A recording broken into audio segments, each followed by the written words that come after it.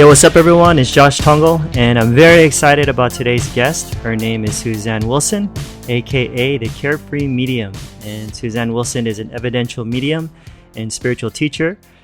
Born gifted, she hid in what's called a psychic closet while working as a corporate executive and university director until she had a near-death experience that changed her mind about what matters most in life and afterlife. And her mission is to teach people how to make their own connections with guides and loved ones in spirit, and has also participated in controlled scientific research with Dr. Gary Schwartz, who states that when it comes to mediumship and credibility, quote, Susanne has been one of the best, end quote. And so she currently serves as a vice president for the Afterlife Research and Education Institute, and is also on board of advisors for the Soul Phone Foundation at the University of Arizona. And lastly, she's also the author of the book Soul Smart: What the Dead Teach Us About Spirit Communication, and I think a second edition is coming out very soon. So Susanne, it's nice to have you on the show. Thanks for having me, Joshua. I'm delighted to be here with you. Awesome. Okay, so now before we get into this whole talking to the dead stuff, which might throw off some of my listeners, tell us a little bit about yourself and your background and how this all started for you. It's actually started when I was a very young child. I would see colors around people, lights around people, and sometimes people that others didn't see. And I learned very quickly in school that I was scaring the other kids and even some of the teachers, but that the information that the spirit lights brought out to me would be quite accurate. So I was known as Crazy Susie for quite a while in school. Oh, It was a little yeah, I didn't quite fit in, you know what I mean? So I didn't want to go to school. I would rather just play with my invisible playmates. And eventually my mother had me sit down and talk to her dad about, why does my daughter not want to go to school and why is she so unpopular? Well, I was very fortunate that my maternal grandfather was a Presbyterian minister. He had a PhD in metaphysical sciences. Mm. And, this is 70s. This is a long time ago. And there weren't a lot of shows about psychic kids and things like that. But he really surprised me because when I sat down and talked to him about, I don't want to go because I'm excited about the things I see, but they get me in trouble and I get, knocked down on the playground and stuff by kids who are mad at me. I said, I see these things and they're beautiful. He really surprised me, Joshua, because my grandfather, the preacher, said, I see them too. Nice. That began a big, long journey, I'll tell you, because I learned that I had to hide the abilities that I had to fit in. But at the same time, I was absolutely fascinated with them. So I worked very hard on getting an education as I was growing up. My grandfather passed when I was 14. He wasn't around anymore. And there wasn't really anybody to talk to about the abilities because they weren't scary, bad, or evil. And when I tried to talk to other young people, all they wanted to do was sit around and tell ghost stories and play with a Ouija board. They didn't get it. They didn't get that was a beautiful thing. So I kind of tuned out, or at least I tuned in secretly when nobody was looking, and became sort of just the corporate person for a while. Okay. So, then how did you get back into it? Well, I always quote John Lennon that life is what happens to you while you're busy making other plans. Okay. So the universe sort of gave me a wake-up call. I'd spent my 20s and my 30s just accumulating things and awards and degrees. I got a bachelor's in management, a master's in public administration. I was certified as a senior professional in HR. I had my university director positions. Then I went into the private sectors just so I could make a lot more money. And I was in a big corporate headquarters in HR. And I did have lots of money, stock options and things, and the big house, 3 cars and a boat, 2 jet skis and all this stuff. And, Joshua, I was not happy. Hmm. And then all of a sudden in 2007, I had an anaphylactic shock condition, which is a very severe allergic reaction and a near-death experience where I stepped out of my body briefly. And it sort of reconnected me to what's important in life. And my grandfather was in that near-death experience with his arms around me, but I went back into the body because I was given a shot of epinephrine and something else. I don't know exactly what happened, but I know that I didn't die, obviously. Yeah. But after that, Joshua, all I wanted to do was hug people. I wanted to tell them it's all about love. And I couldn't be that corporate clone in the Hillary Clinton pantsuits anymore. I just, I wanted to be free to express the greater reality. And I really downsized my life because, in the corporate world, you can make as much money as you can imagine if you're going to work really hard and get your education and play the game and all that. And you just don't I don't know too many mediums that are really, really wealthy. Even that top like 5% that's on TV, they're stretching to meet their bills or whatever. But I was very fortunate that my husband was good with it. He was like, this is who you are, this is what you have to do. Nice. I hate to see you, throw away your education. But we found out that I didn't throw away my education because now I'm involved with a lot of research and I understand research Right. models. But my goal is to get everybody on board with the fact that you, every listener, you have the ability to make your own direct connection with your own beloved people and pets and spirit. And so I'm a late bloomer, but I'm here and it's never too late. Right, right. Well, late bloomer in the sense that you were more focused this time and kind of transitioning and making like a full-time career, right? But I mean, you've been saying all this stuff your whole life. Well, it's who I am, but I used to be Yeah. ashamed Oh, of okay. who I am. So all those years, you never met like anyone that was like open and, saying, hey, this stuff's normal besides your grandpa? Every once in a while I did, and they would turn out to be like they wanted to be famous, they wanted to I be on see. TV, and I always look at motivation Sure. with the gifts that people have, and I actually don't want to be famous. I just want to reach as many people as possible with the good news, and if that means I get in front of a bunch of people, great. So I've been in front of thousands of people, and that's fine. But my motivation isn't my fame. My motivation is spreading the good news about the greater reality. Yeah. And I got that vibe from you. I know, we were just talking before we started recording. Like when I first heard about you, I was like, I got good vibes from, just hearing your talks. And I'm like, this person seems legit. And just hearing other people's testimonies about you, you do seem like a person of integrity. And, we haven't met in person yet, but, I got good vibes and just sensing your heart to really want to help people. And so, that's why I'm really excited that you're here on the show and just sharing your story and just a lot of your insights and stuff. So, let's start with some definitions first, because I know a lot of people, they've heard of the term medium, but you're considered what's called an evidential medium. What exactly does that mean? An evidential medium is a mental medium, which means that the medium uses their mind to connect with those who are not now in bodies. And evidential just means evidence based. So that when I give my client information, there's evidence with it that identifies that this surely must be a contact directly with their loved one, because this is information that verifies it's really them. And that can be things as simple as a detail about an item that, let's say, that was handed down. I left you my china when I passed, and it has the little tiny lilac pattern around the edges, and you haven't used it lately. And the client says, wow, that's amazing.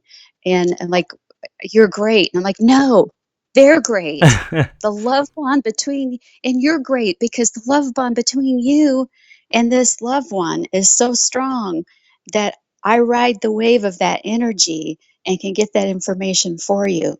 So I'm not just saying they love you, they're with you, they watch you.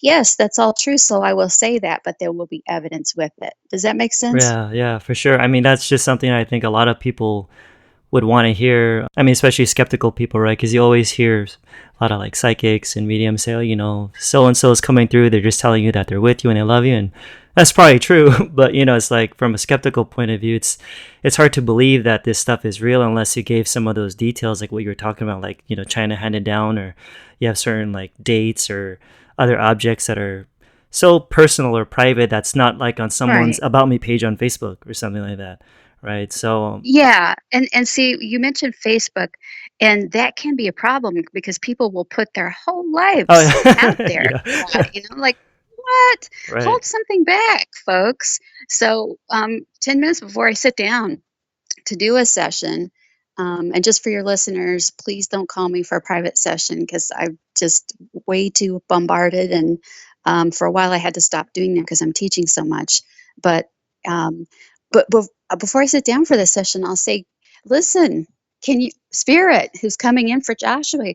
Can you give me something that there is no way that it's out there, or whatever?" So there can be 10 things that you can look up afterwards in a reading, but there should be 10 more that you can't.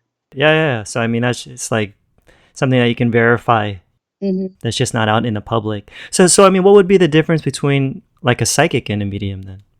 Well, a psychic is reading the actually the sitter or the client's energy, Like your and aura, the energy, the aura, exactly. So the energy around you will carry things about your past, your present, and future potentials. And the medium can do that, but the medium can also get information direct from the spirit world. So, when you hear that saying that everyone's probably heard, all mediums are psychic, but not all psychics are right, medium. right, That's why. Although there can be some overlap from time to time, it's perfectly natural for a psychic to once in a while get information directly from the spirit world. But mediums do it in a very sustained way where we can sit down with someone, for 45 minutes or something, and keep getting information from the spirit world, where a psychic may get it from time to time. You could get information, Joshua, for someone else from time to time because, we're all connected. We're all part of the same soul, really, the same spirit and the universal consciousness, and we're all connected with the creator. right. And with that, and that's something that you teach, right? That it's not just you, but Absolutely. which is I'm, really I'm cool. monotheistic, one God, one creator, lives in all of us. We're all connected with each other. We're all connected with all living things, our plants, our animals. This is the greater reality, and we never really die. Only the physical body ever really dies. Right. And then we just transition, right, with our consciousness, and I think that's what's so empowering about just hearing about your work is, you're not here to just say, "Hey everybody, come to me for a reading," but you're like, if people do come to you, you're actually pointing them to look within themselves and to wake up those gifts that were kind of dormant, and within them, and to try to practice communicating and paying attention to their feelings and their thoughts, etc. So I just find that very empowering because, even for me, just growing up as a religious person, as a Christian, I grew up always like finding certain individuals as, oh, that guy is special because he has a gift of this or a gift of that, and prophecy or healing. And it's like they were always put on a pedestal, and then when I started to discover, a lot of these what we would call gifts, is like I wanted to teach people to say, hey, you guys can do what I do too. That the same God who's in me is also the same God that's in you. So I just found that I like that. I resonate with a lot of what you do because I see your heart to really want to help people.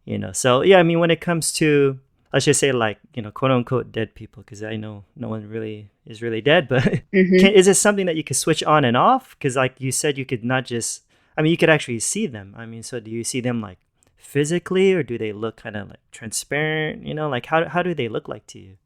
Well, you've given me a good opportunity to explain a couple of terms that are actually used in the research and in these abilities and in afterlife studies, and that is seeing. There's two ways for the medium to see. There's objective seeing and subjective seeing.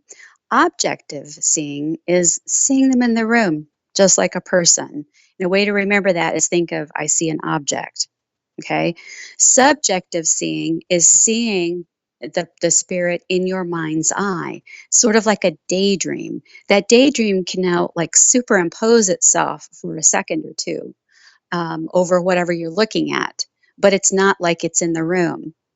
Do you see the difference? Sure, sure. One subjective is like the daydream, and I would say 80 to 90% of the time, if it's a spirit, I'll see it subjectively. When I was a child, I saw it objectively. So I was bumping into people all the time as a child, and it kind of made me a little neurotic Yeah. and skittish. So, But, so if you see them like physically, like objectively, like how would you tell whether or not they're dead? Do they like you walk through can't. walls or? You can't. It takes Okay. time.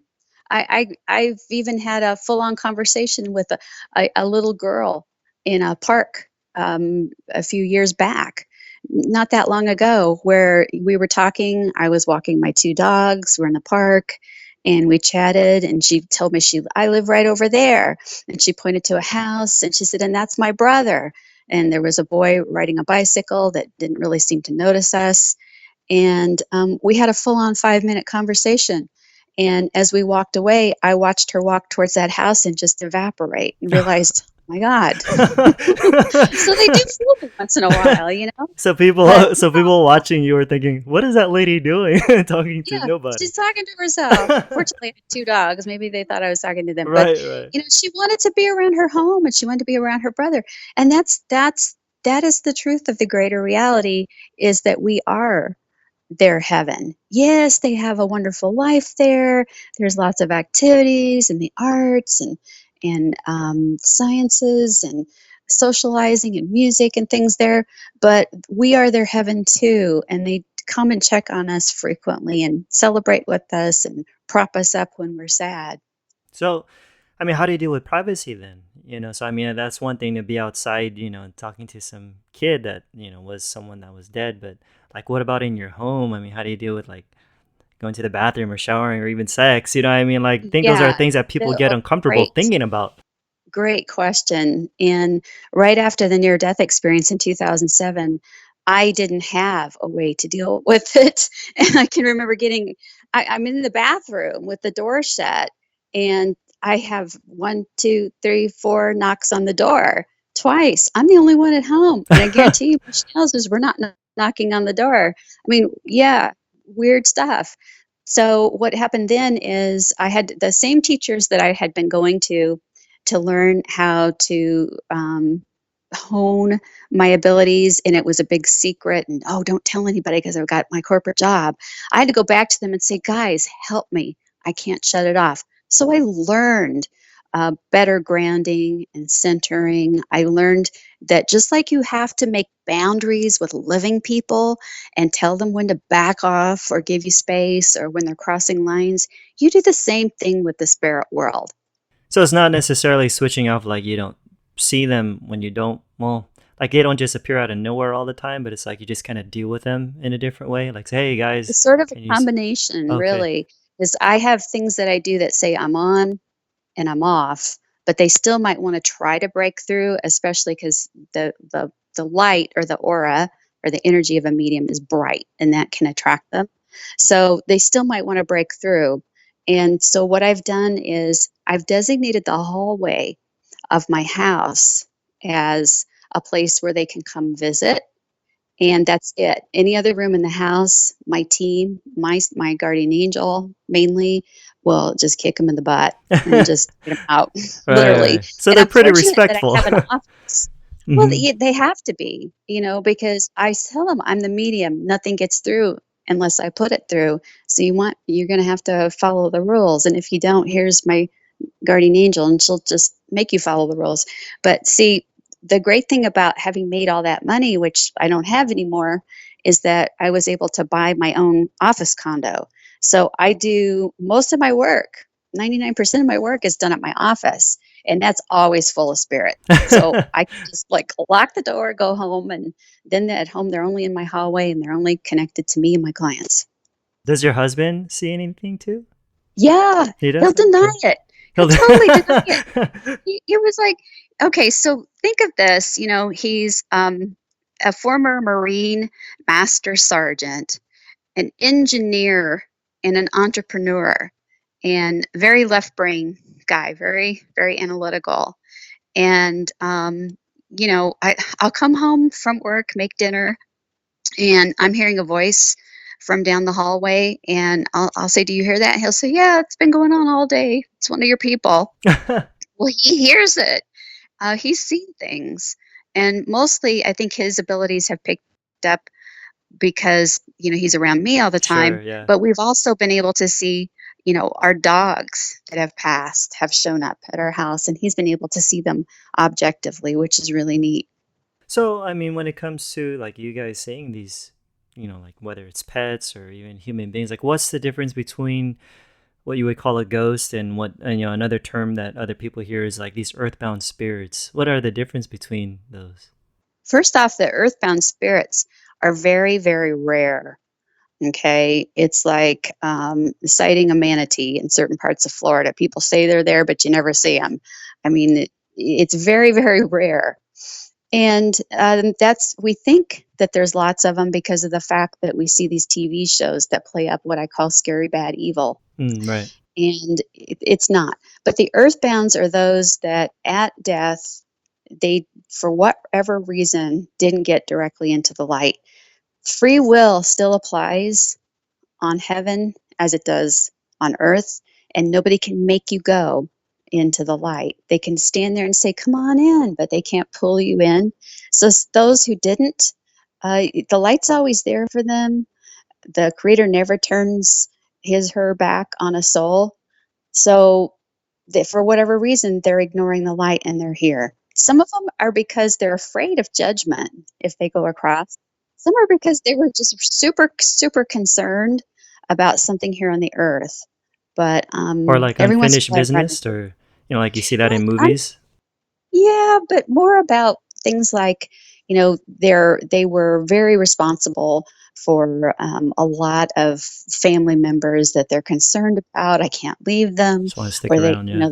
yeah, or they love their stuff, like a really wealthy person with a huge home and lots of art and things like that. What they don't realize is if they will just get their arses into the white light and get to the other side, they can recreate that whole thing there even better. So what would be the difference between, those earthbound spirits and a ghost then?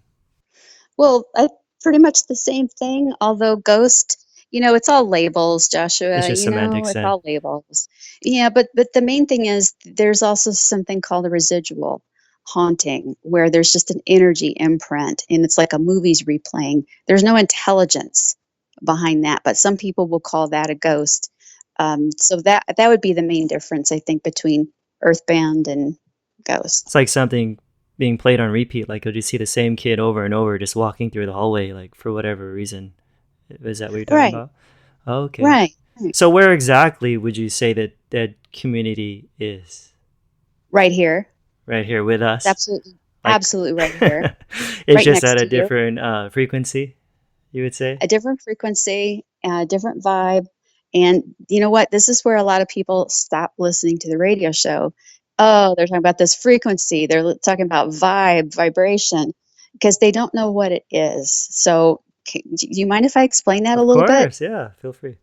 All right. So, I can remember back in grade school science class, and I loved my science class. Mrs. Flanagan did a little experiment with us. And when we came into class and sat down, she had a glass of water, a bowl of ice cubes, and she had a glass beaker full of water on an old Bunsen burner. That's just like a little stovetop burner. And she was talking, we were studying atoms and molecules. And she said, "Here's the water." She drank some water. And she said, "Water in its natural state, it moves freely and flows." And then she said, "Now, here are the ice cubes. I've frozen the water. I have slowed down the vibration of the molecules. So this is water at its slowest rate. It is heavy, it is solid." And then, right about that moment, the water on the Bunsen burner started to boil and steam was coming out. And she said, "And now, here's water at its fastest vibration rate. Would anyone like to come up here and try to drink the water at its Mm. at its fastest vibration rate? No, you can't drink steam. So this is what we're on earth here to do. It is to raise our vibration so that we can never ever be brought back down into the low level thinking, the low level being. Make sense? Yeah, yeah. I mean, which ultimately the highest vibration would be love, right? Absolutely. The Yeah. highest vibration is what you teach Right. Right. in your work. That's Mm. what you've always taught in Yeah. your work. And we lose people when we say love everyone, love everything, because you can't make yourself feel love. So think of love as a behavior. Love is a behavior of respect and compassion for self and others. Right. Kindness, all that stuff. So yeah, for sure. So it makes sense to me. So I mean, with these different beings that are around us that are vibrating at different frequencies, I mean, of course, the whole topic of spirit guides comes up and guardian angels. I mean, in your opinion, are they the same thing? And like, how many do we have? You have on your team right now exactly who you need. It could be 3, it could be 7, it could be 10. And these are loving, beneficial beings who only want to help you achieve the things that you need to grow as a soul. And spirit guides, most of them have lived several times on the earth, and that's how they've amassed their body of expertise. You have to come here to the School of Hard Knocks earth and take your hits and your wins and your losses to learn what it's like so that you can help the person as their spirit guide later on. Not all of them have lived here many times, but most of them have. The angelic realm, most of them don't reincarnate or incarnate, I should say, on earth at all. They're the loving beings that are in an even higher vibration than spirit guides. And they're here for the peace, love, and protection aspects of our life. So you have also subject matter expert guides on your team, and they're the ones that come in for a season or a reason, depending on what's going on in your life. So there's just a lot going on there, but you're attracting the guides that you need at any given day. Basically, though, it's like we do have one main one, correct? That's been You with have us from the one main beginning. one, And then yes, the other ones and come along, based upon like certain yes.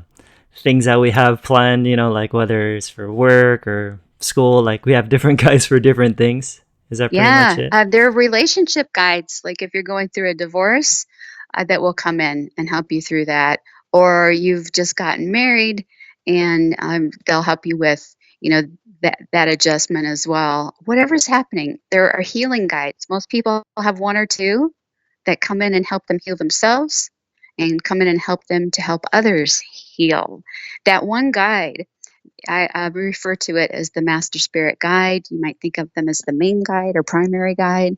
Master doesn't mean they're your master. You're your master of your own destiny because Sure. it's all free will.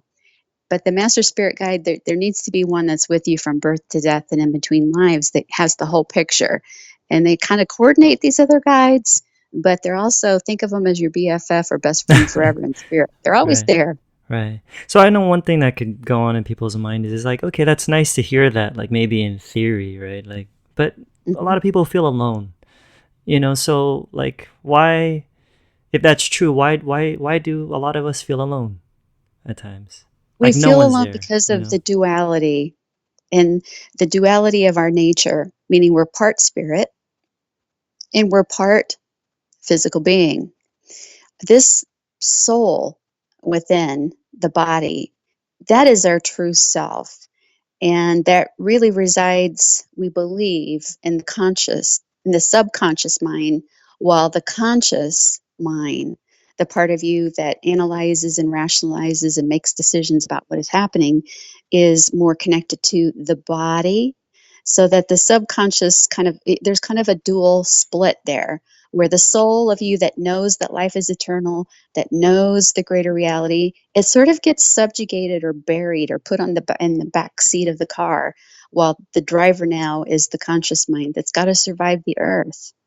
So the conscious mind will tell us, no one likes me. My latest project didn't go through. I'm fat, or I'm too skinny, or I'm getting too old, or I'm too young to get that. And the subconscious mind is going, you're beautiful. Mhm.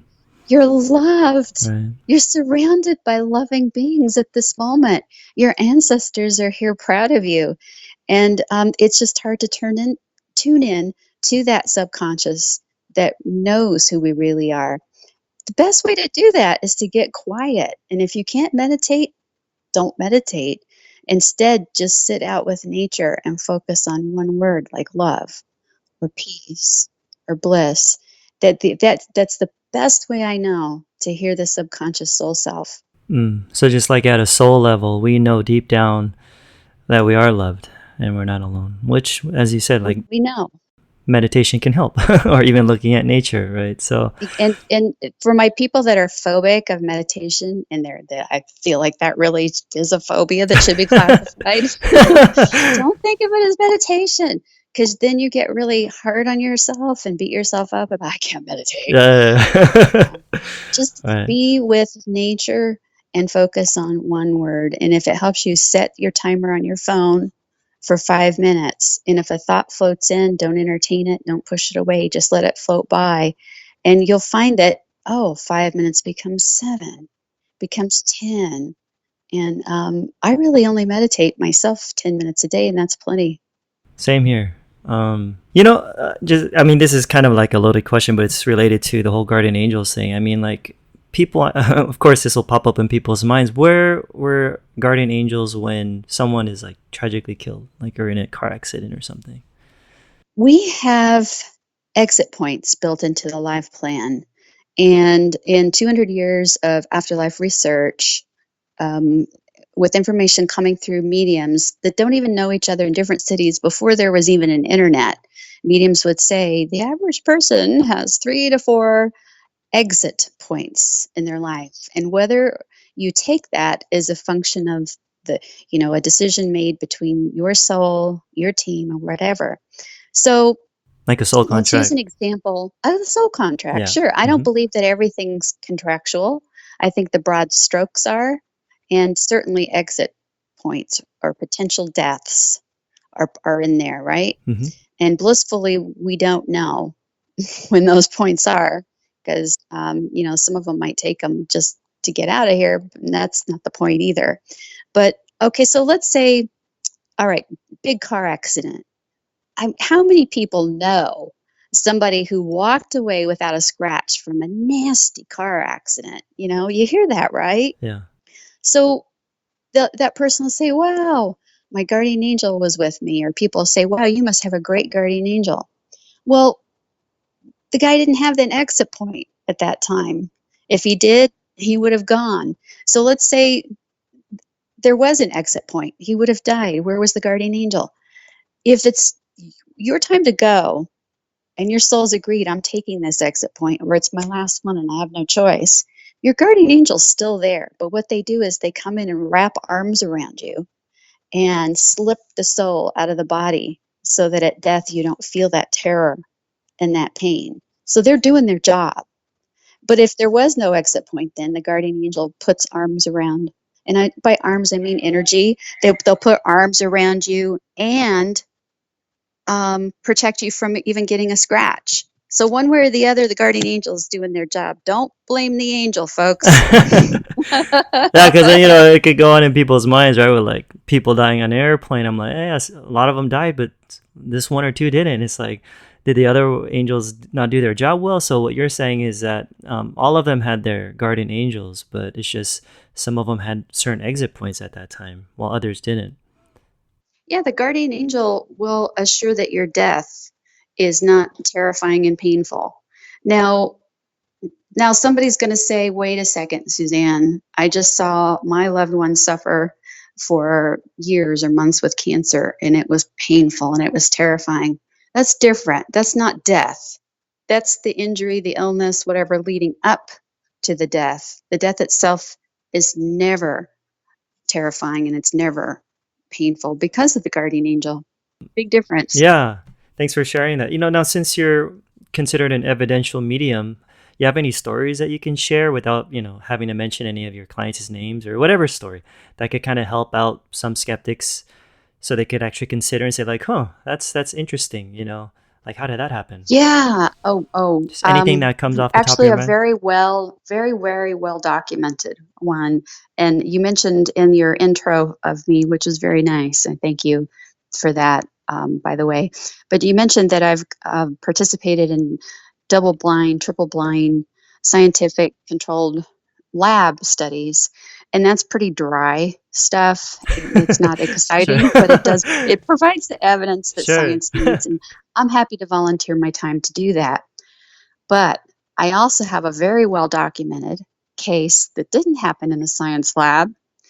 That's also in my book, Soul Smart What the Dead Teach Us About Spirit Communication, where two young men in spirit were able to come through to two different mediums together. They didn't know each other in life, but they met in the afterlife and gave evidential details that they were together.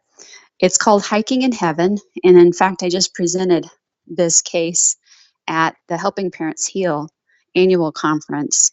It's a conference for bereaved parents. It's a group I've been involved with since the beginning, about 8 years ago.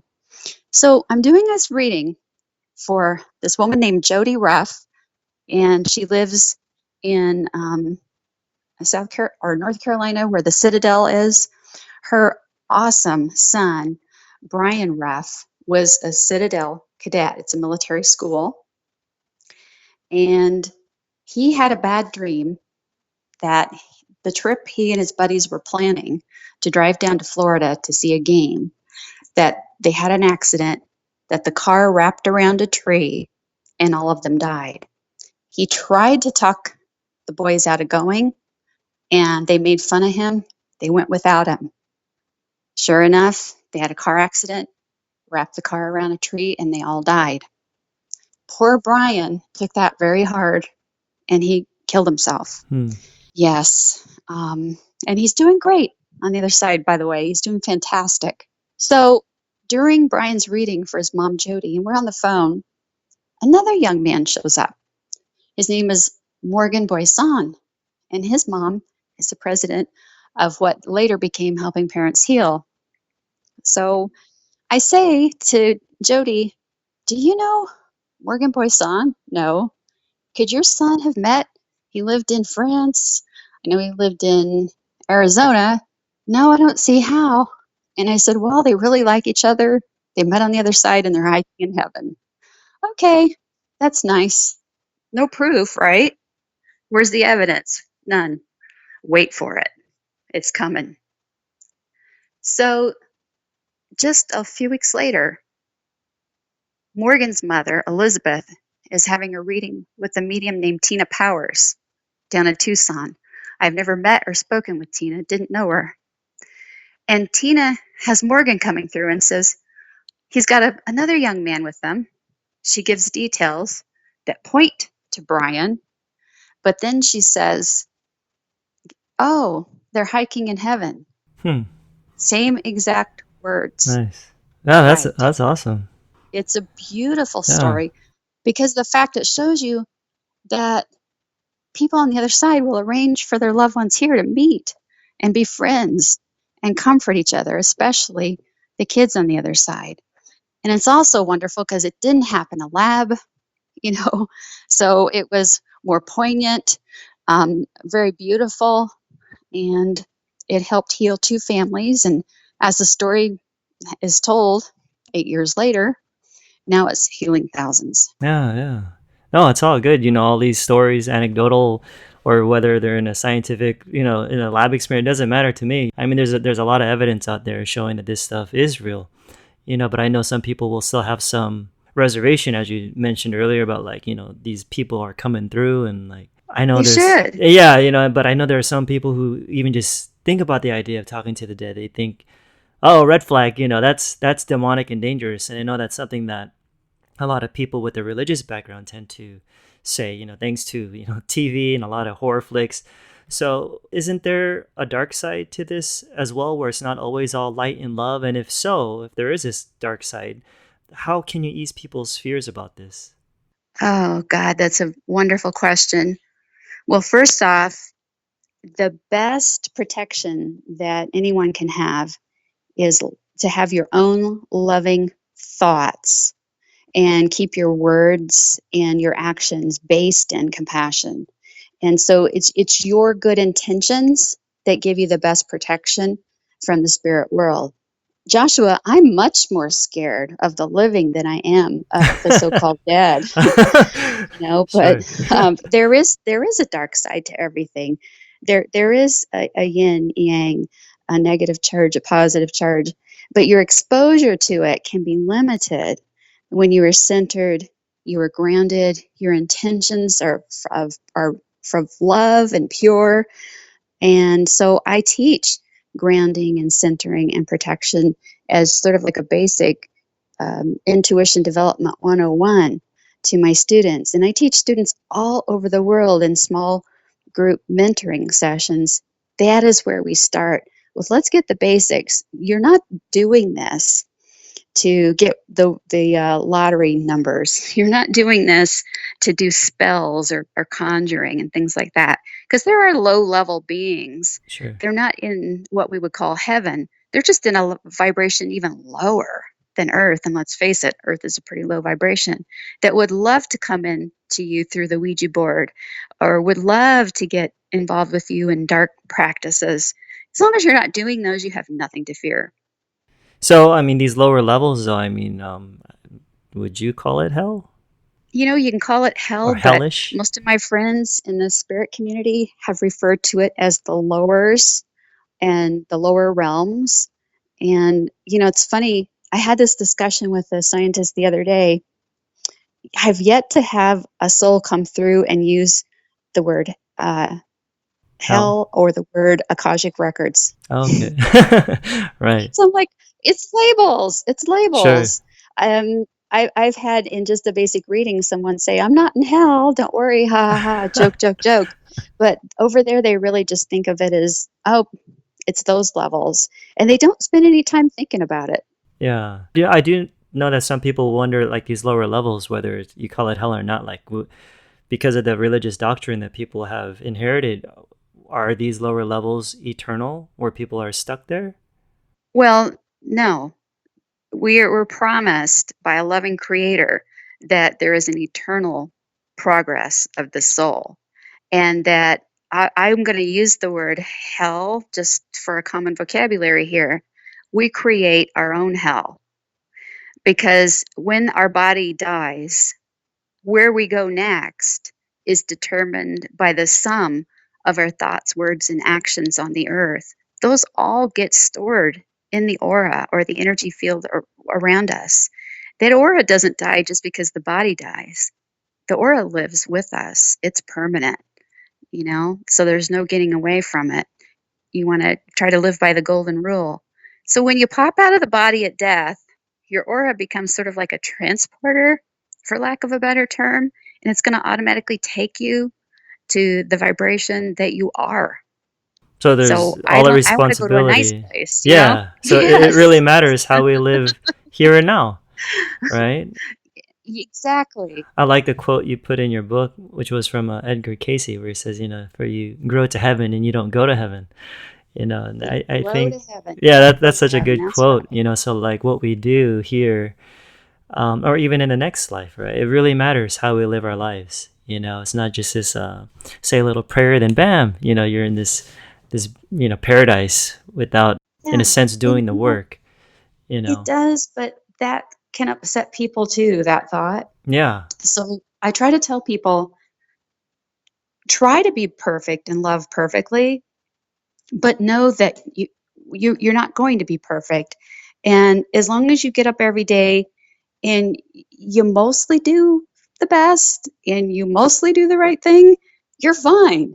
You're fine. You're going to go to a very pleasant place, and you can continue to grow even once you get there, which I've been researching now. How does a soul keep growing once it's out of the body on the other side. How do you spiritually grow? It's a lot easier to grow here because we have the conflict than it is over there. So try to learn your lessons here, but don't worry about being perfect. Be concerned about loving perfectly. Oh, that's good. So I mean, that's why we got a lot of lessons to learn here.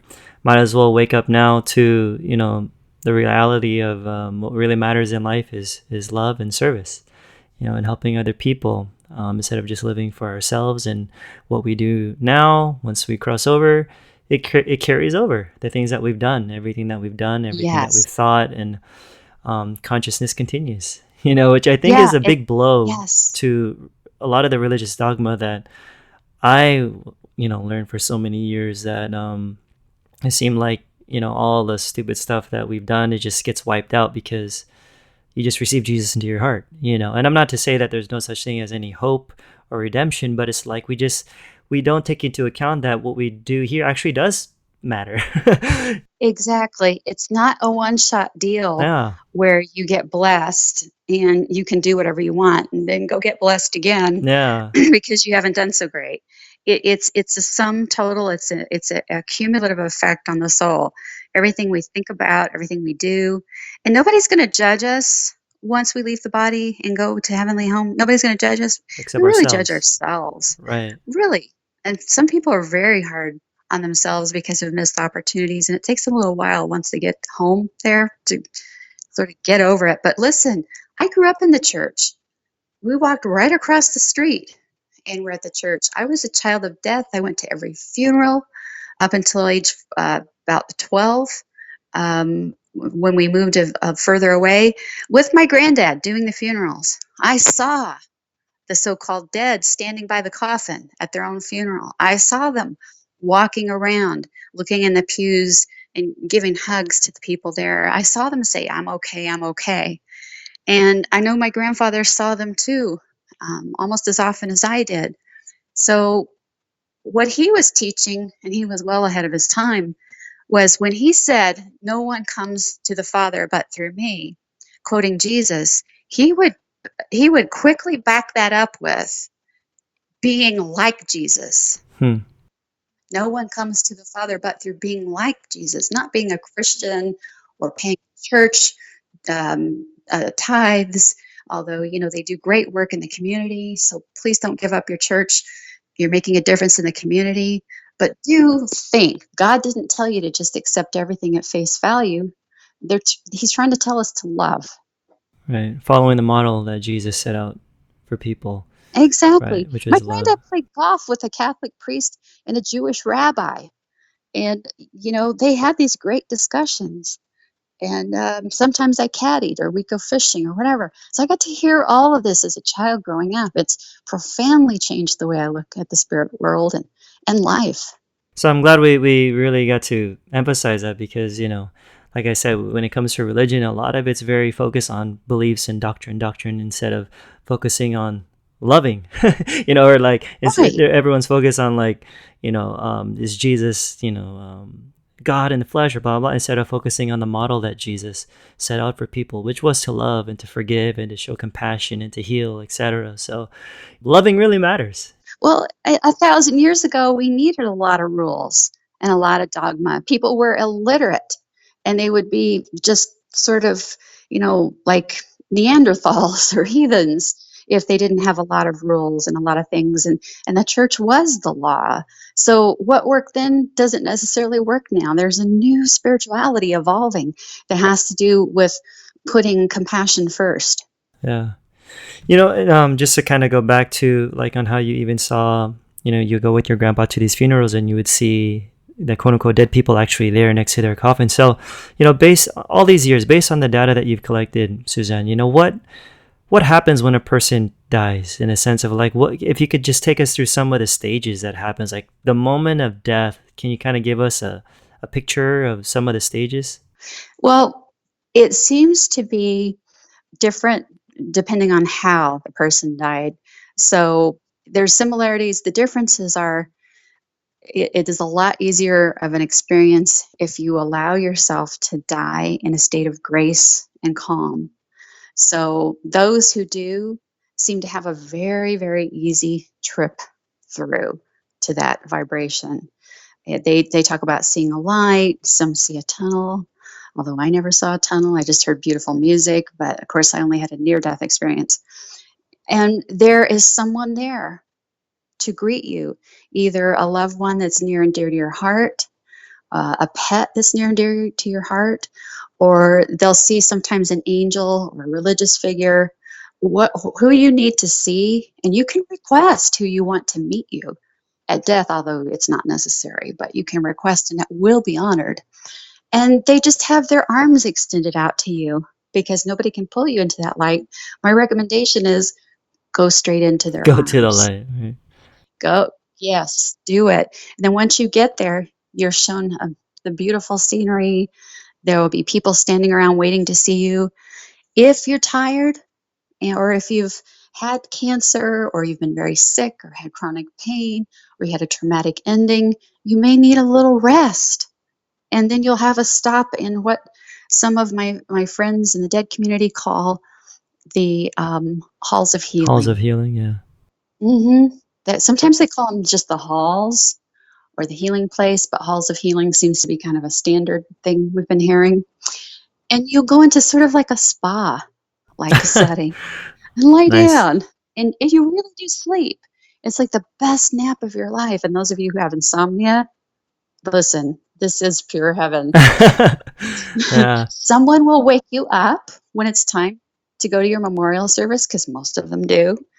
And when you're ready, you go to the Hall of Reunion, have your welcome home party, have a general review of your life, but you'll be reviewing your life in detail later on.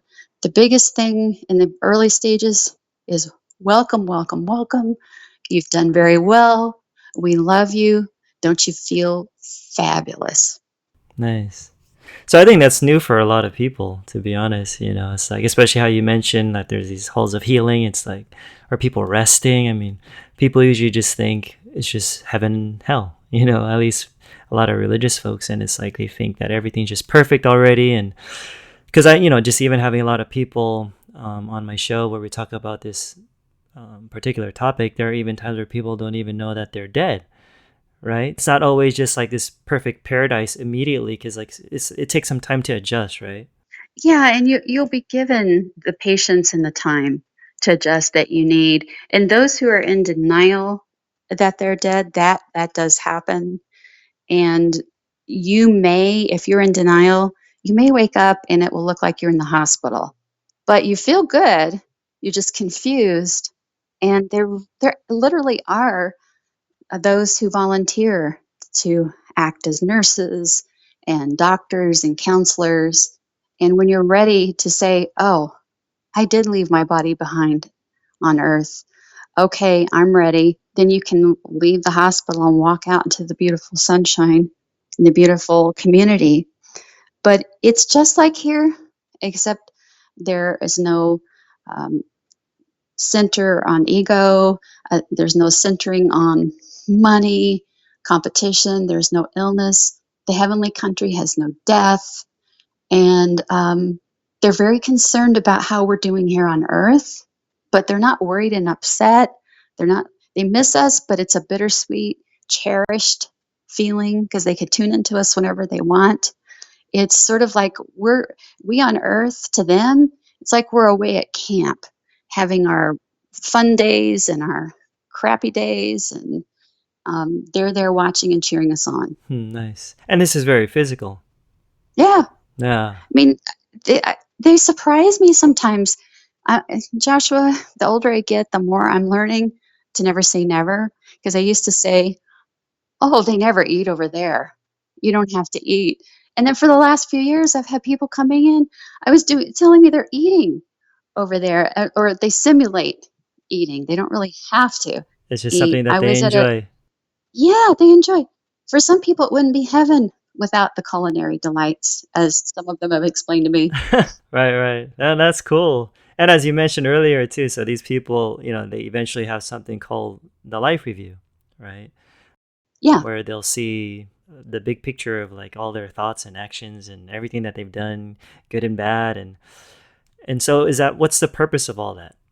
Growth. learning, understanding, To see like what choices they'll compassion. make in the next life?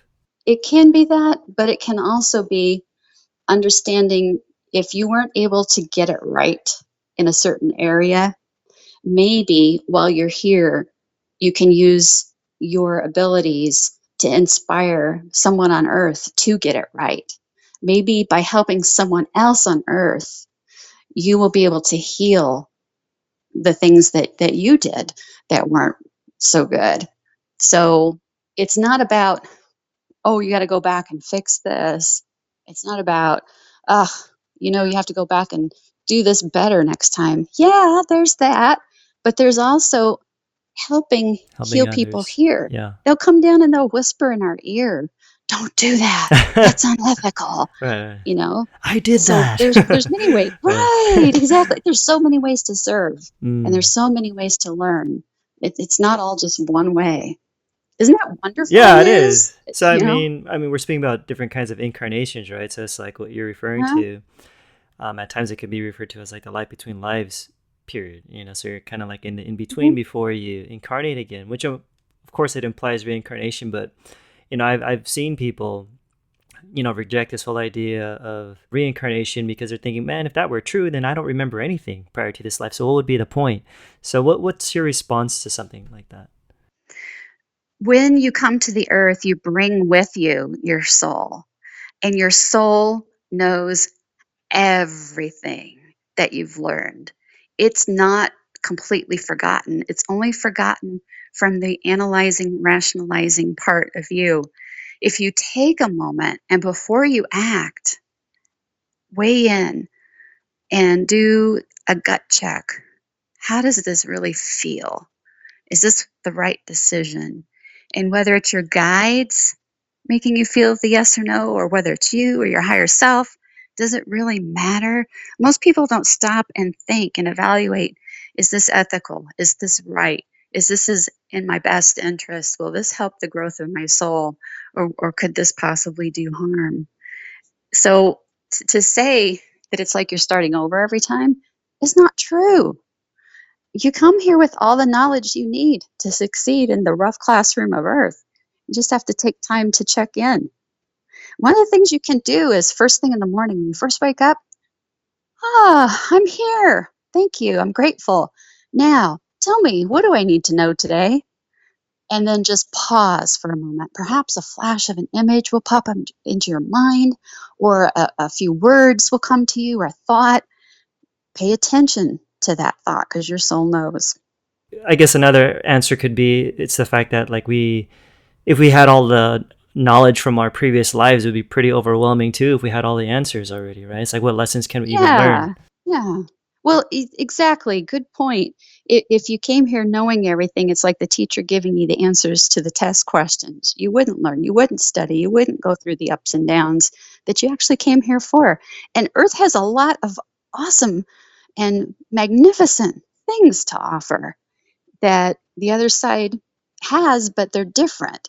And people miss the differences. It's kind of like the greasy cheeseburger joint, that you go to, and it's awful, it's bad for you, it's got high cholesterol, but man, it's good. And Earth is like a series of big, juicy, greasy cheeseburger places. People miss some of the things that we have here, even though it's really quote unquote better on the other side. So it's worth it to be here. Make the most of it. So, for those people who it's hard for them to, make the most of this life, where life gets kind of hard. So I know when it comes to this topic of death, the issue of suicide comes up. Just people who can't handle the life lessons that we're given here is just too much and overwhelming. What happens to those people who committed suicide? And was it ever part of their soul's plan? Can I just say you're a brilliant interviewer? I'm Oh, just going to say thanks. you're a brilliant interviewer. Thank I you. have no It's idea. part of my We soul's had plan. no outline.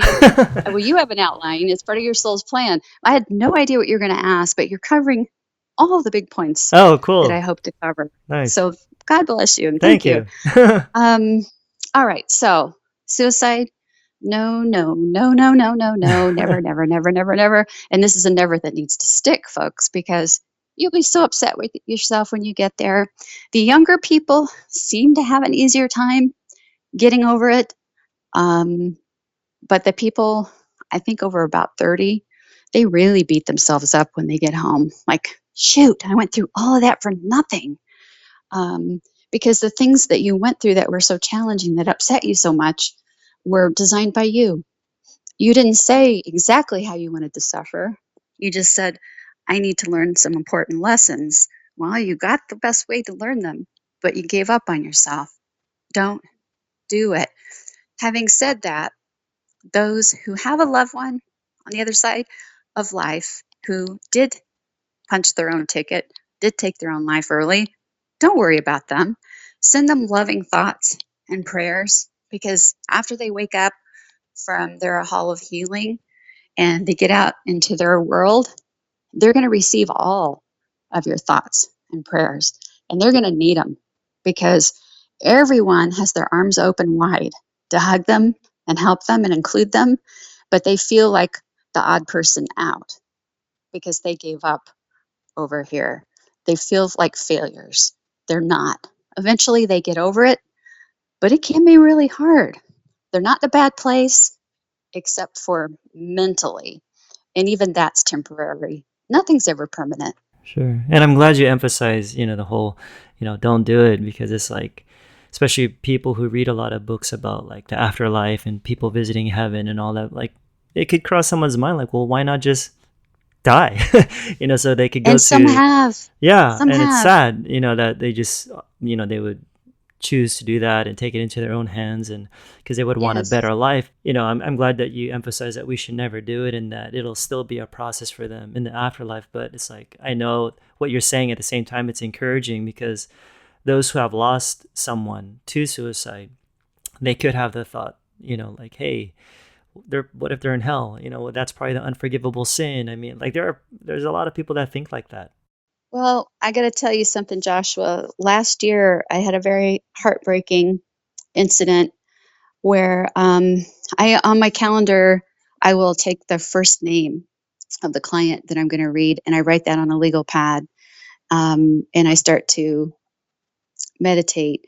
And as I wrote this woman's name on the legal pad, I saw one of my clients that I had had every 6 months for years. And but I thought, well, this is a different first name. Well, the lady that arrived at my office was her mother. And as soon as I started the reading, my client, the daughter, came in, and I was like, oh my God, you're dead.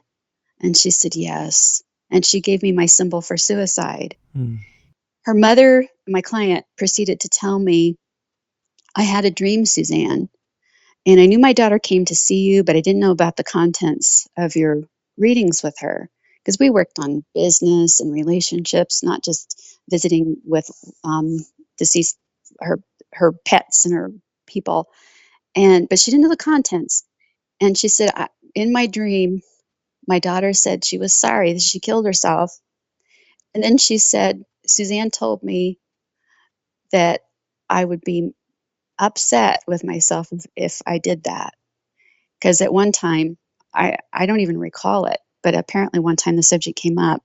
And I never think of this woman. It's the people you don't expect, Joshua, that seem to have it all, that do this. Sure. And so she said, so I had this dream that she's telling you, Susanne, that you were right, that she's really upset with herself. And so I said, well, that's very true. I would have said something like that.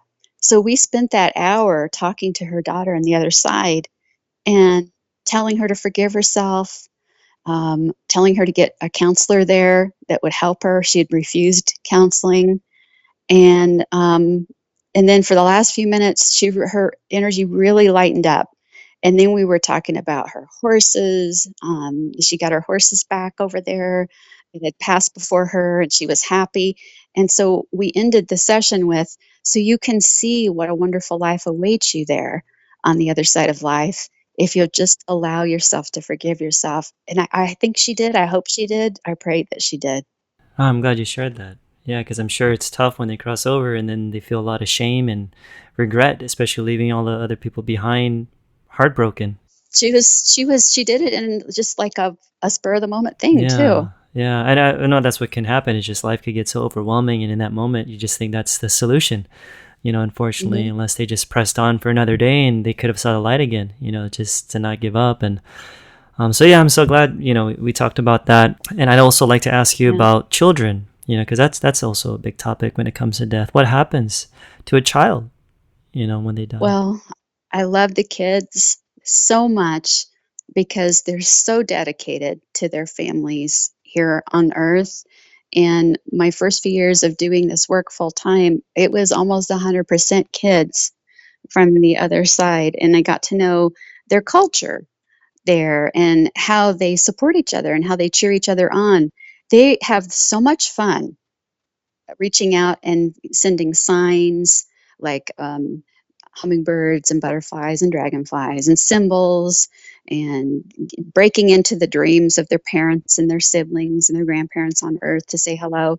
And they go to the halls of reunion where there are special staging areas where kids and also spirit guides who are sort of like teachers teach them how to make all this stuff happen, because it is work, believe it or not, to make that butterfly do the loop-de-loo and give you a sign. And that is work for them. It's not easy for them either. It's just as hard for them as it is for us, to make the communication happen. But they have a blast working with each other and helping each other do that. And then they have these discussion circles, and the kids' discussion circles on the other side of life are so fun and so lively. They laugh a lot. They brag about how their families on earth are doing, like, oh, my mom is getting better. She still misses me, but of course, but she's back to playing bridge on Thursdays again. And everybody's like, yeah, all right. So they're the kids are super supportive of each other. And if they're little children, when they get there, there's usually like a grandparent or a great grandparent or people who are just absolutely love the kids that hang out with them. And I mean, growing up in heaven is not horrible. It's not lonely. Um, and they tell us that they won't age more than early 20s, so that even if the parents don't join them for 40 or 50 years, they're going to be still a youthful person. And Kind of in their it's prime, just a great place. Yeah, like in their physically. prime. Yeah. Yeah, exactly. So, I had a woman a few years ago who was in her 70s, and she had lost a 10-year-old a long, long time ago. And he comes in like, I see a young man about 25, and she's like, no, that's impossible. I don't know who that is. But every detail he gave, that was her 10-year-old son, down to his jersey and his team number and all that. So I started learning, oh, yeah, of course. I'm knocking myself on the thick noggin here. Yeah, they don't get any older than that. So it's pretty cool, really, to be a kid in heaven. It's horrible for the families here. There's no greater pain for the families here, but fortunately, they reach out and support each other more now than they did 10, 20, 30 years ago. They have people to talk with who have the same experience, and they celebrate their kids. So, you know, it's rough, but I'll tell you this, bottom line, okay? Don't try to figure out the reasons why shit happens to you on the earth, especially the worst of it. Just try to learn to trust that once you get to the other side of life, you will understand everything. You will appreciate all the suffering that you had, and you'll never look back at it again. Yeah. Just kind of gives you a reason to just go on. Like, even though you don't understand, there is some sort of reason, like a bigger purpose Yes, for it all, to kind of yes, spur you in the moment and say, hey, don't give up. You don't have to figure it out, but there's a reason. And yes, it'll make sense later yes. down the road. And So, exactly. And I like to keep it real yeah. and just admit that Earth is tough. But also let's acknowledge that Earth is a coveted place to be. We're hearing that there's more souls on the other side wanting to come here than there are bodies being born right now. Yeah, it's a good place to be for now, you know. I mean, with all the hardships, life can be beautiful. We all have our ups and our downs, but depending what your perspective can be in life, life can be a beautiful thing if you choose to make it Right. that way. You know, so I mean, what tips can you give like for those people who have lost their loved one or they want to know their spirit guide? Like how can we get started to do that? Because I mean, so it's not just theory like, oh yeah, well, I heard we have spirit guides, or I heard we could talk to our dead loved one, but like what are some tips that you can give our audience to just like try? Well, there are some very simple things that you can do to start. And one is if you have a big question in life that you're facing, like, should I move? Should I be looking for another job or something like that? Write your question down on a piece of paper before you go to sleep at night and put it somewhere near the bed. And as you fall asleep with that question. I really like some insights into this question. And when you first wake up in the morning, that moment when, oh, I know I'm awake. I know I'm awake, but I'm going to not really be awake for a second. When you first know that, ask um, for the answer to the question, ask for the insight. That moment when you're just waking up, and earlier I said that you can ask, what do I need to know today? That moment can be when you remember your visit to the astral plane during the night. When there's something heavy on your mind, especially if you write a question down, you focus the energy, you've brought it into physical world, you probably slipped out of your body and your soul self went and talked with your team or your guides or grandpa or mom in heaven, and you had a discussion, but you won't really remember all of the details of it. You might remember little pieces of it, but anyone can access the bottom line from that. Like, um, it's like a gut feeling. I always say, like, the body's a human pendulum. Feel it in your gut or feel it in your heart of, oops, red light, stop, green light, go, yellow caution light, whatever it is. There's always a way to get information from the team. That's just one quick way. The next one is invite a dream visit. Invite a dream visit with a loved one if you want to meet with them. And there's actually a specific recipe for inviting a dream visit that has to do with um, pick one night a week, and on that night, that's going to be your date for your dream visit. So let's say Sunday night, I want to visit with grandma.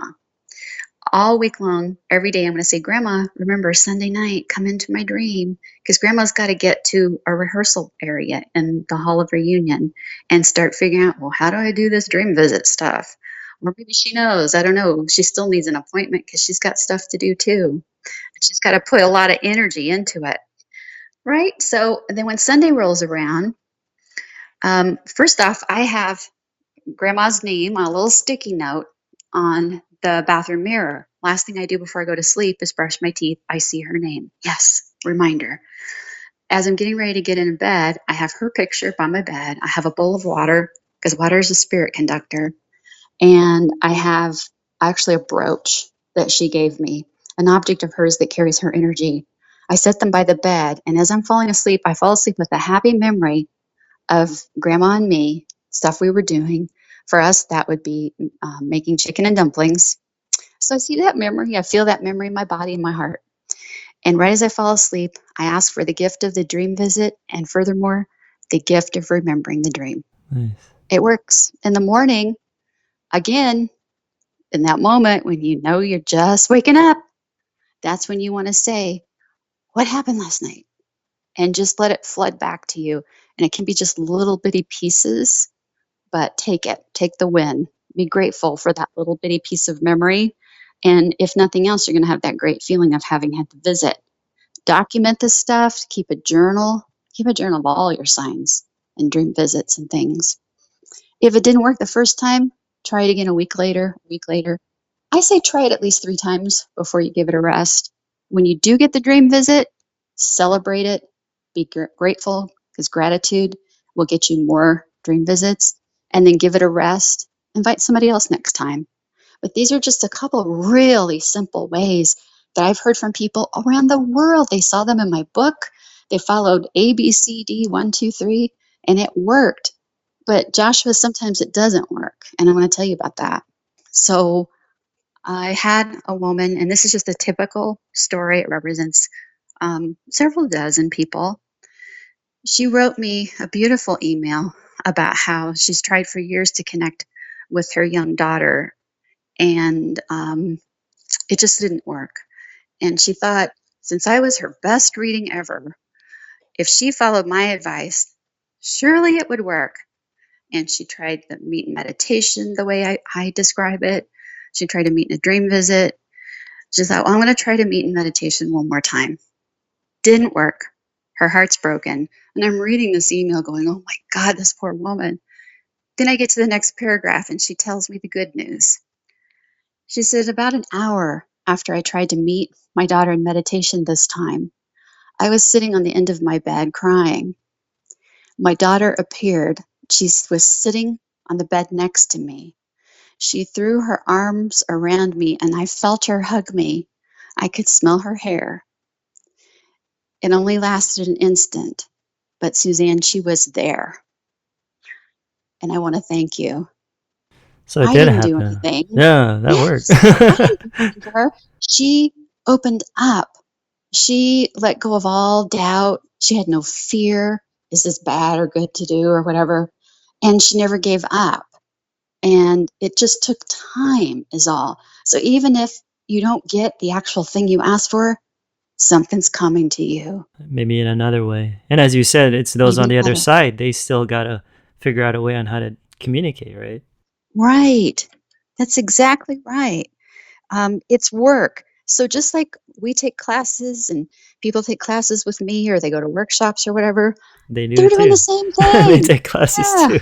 Yeah. Yeah. And it's fun. They love it as much as we do.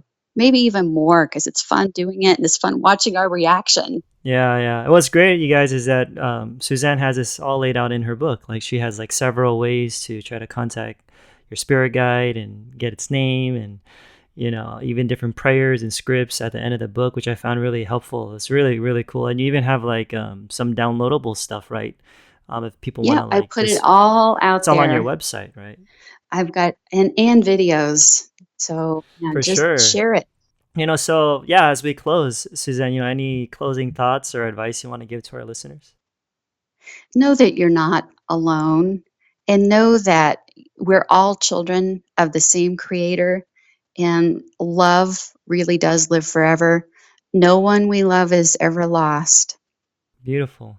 Beautiful. So what's next for you? Because you already wrote your first book and you actually messaged me last night. Are you working on a second book already? I'm working on a second book about life in heaven Nice. and what it's really like. And I have about 10 years worth of journals that Wow. I've gone through and highlighted and colored highlighters. So there's like 3 more books and how-to books for my students as well. So I have 2 more outlined right now and I've already started one. And my classes are just full of wonderful people either developing their intuition or their mediumship abilities. And plus, we have the Afterlife Research and Education Institute conference. It's the symposium When is for that? 2018. It's in Scottsdale, September 13th through 16th. The website, you can go to carefreemedium.com and find it, or afterlifesymposium.org, as we are a nonprofit. So it's a .org. Gosh, there's just, Yeah, but you got a lot going I, on because you do a lot of like even yeah, Facebook Live, and you have like your subscription courses, and so that's, you yes, have a lot. It's going to be exactly. on a website, you guys. As you heard her, it's carefreemedium.com, and she has a lot of services that she provides over there. You could also check out her book, which I love it. My wife was reading it too, and she loved it too.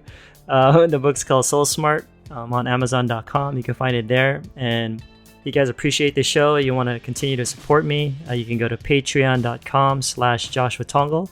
Because in case you didn't know, to keep this podcast running, you guys, it actually costs money. So I would appreciate any kind of help you guys can offer. And of course, if you guys got 2 minutes, just write a review on iTunes because it'll help more people discover the show. And I love reading them too. So, and of course, please share this interview with your friends, especially if you know someone who's lost a loved one. I think this interview would encourage them, and of course, check out Susanne's work. So, Susanne, thanks so much for coming on the show. I love your carefree spirit. The name fits you, and I appreciate your insights and all the awesome things that you're doing to help people in this life and even those on the other side. Much love to you, Joshua. Thank you. Alrighty, guys. Once again, thanks for listening, and I'll catch you guys on the flip side. I'm out. Peace.